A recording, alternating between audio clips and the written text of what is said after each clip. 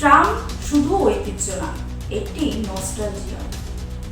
ট্রামের টিং টিং ঘন্টিতে কাঠের সিটের শেষ আসনে বসে খাওয়া বাদামের খোলসে লুকিয়ে রয়েছে কত সুখ দুঃখ হাসি কান্না, তার ইয়ত্তা নেই।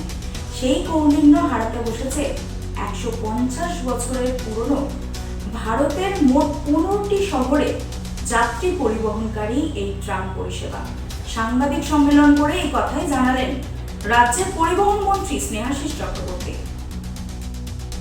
বাজলো ছুটির ঘন্টা, কলকাতার রাস্তায় আর চলবে না ট্রাম। 1883 সালে কলকাতা সহ ভারতের 15টা শহরে যাত্রা শুরু করেছিল ট্রাম। তবে কালের নিয়মে গতির সঙ্গে তাল মিলিয়ে চলতে না পেরে অনেক পিছিয়ে পড়েছে ট্রাম যাত্রা।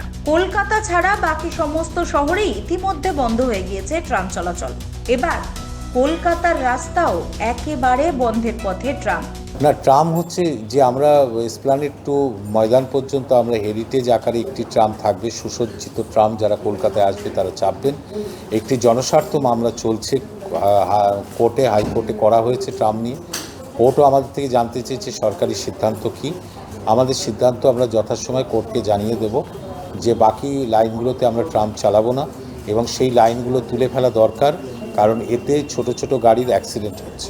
তবে হেরিটেজ হিসাবে ধর্মতলা থেকে ময়দান পর্যন্ত ট্রাম চালাতে চাইছে রাজ্য পরিবহন দপ্তর। শুধু 3.5 কিলোমিটার রাস্তায় ট্রাম চলবে বলেই জানা গিয়েছে।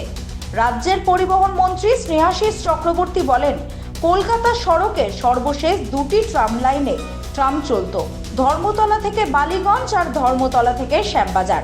এবার সেই সব লাইন তুলে দেওয়া হচ্ছে।